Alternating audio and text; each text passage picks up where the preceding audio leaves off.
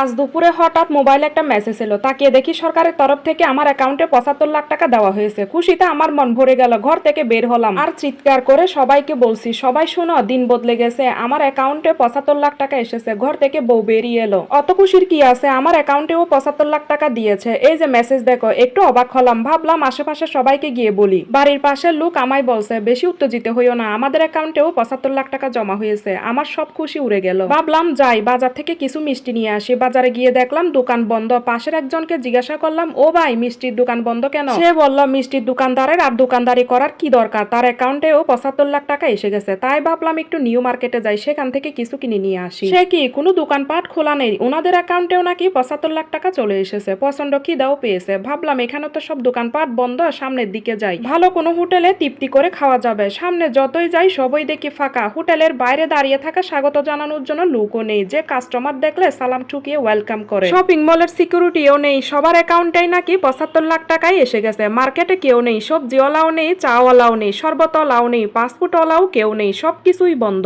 সকলের ঠিকানা এখন ব্যাংকে ৭৫ লাখ টাকা তোলার জন্য, কেননা এখন আর কারো কাজ করার দরকার নেই, সবার কাছে আছে ৭৫ লাখ টাকা। আমার এক বন্ধু ফোন করে বলল, আমি জব ছেড়ে দিয়েছি, আমার অ্যাকাউন্টে আছে ৭৫ লাখ টাকা। আমার এক বড় ভাই ফোন করে বলল, আমার আর্ট স্কুল অফ করে দিয়েছি। আমার আশেপাশের ছোট বোনগুলা স্কুলে যাচ্ছে না। আমার এক বন্ধু টিউশন পড়াতো, বন্ধ করে দিয়েছে। মিশা নামের মেয়েটিও আর কলেজে যায় না। সুমির আর জব খুঁজে না। শ্রমিকরা আর কলকারখানায় যায় না, কলকারখানা সব বন্ধ। সবার অ্যাকাউন্টে আছে ৭৫ লাখ টাকা। সবাই এখন বড়লোক। সবাই সুর তুলেছে, গান করছে, নৃত্য করছে। বিকালে হাঁটতে হাঁটতে মাঠের দিকে গেলাম। কৃষকরা সবাই কাজ ছেড়ে বাড়িতে, কেউ নেই জমিতে।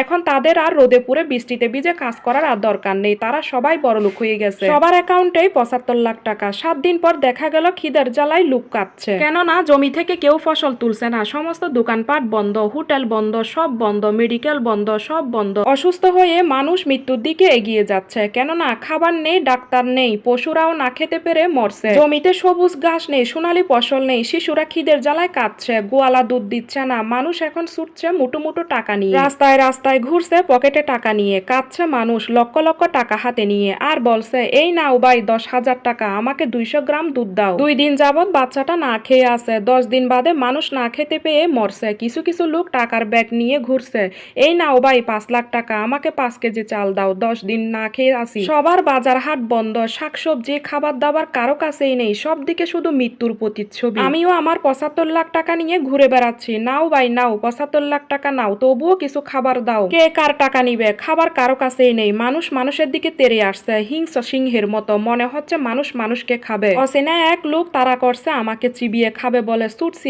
আমি ক্ষুধার্ত মানুষ, কতটা আর ছুটব। পরে গেলাম হুজুটকে ওমাগো বলে চিৎকার দিয়ে উঠলাম। বউ তখন ঘুম থেকে লাফ দিয়ে উঠে যায়, কি হলো তোমার, সকাল হয়ে গেছে তো, ঘুম থেকে উঠো, চোখে মুখে পানি দিয়ে আসো। এই তুমি বাঁচাও বাঁচাও বলে চেঁচাচ্ছিলে কেন, কোনো খারাপ স্বপ্ন দেখছিলে নাকি?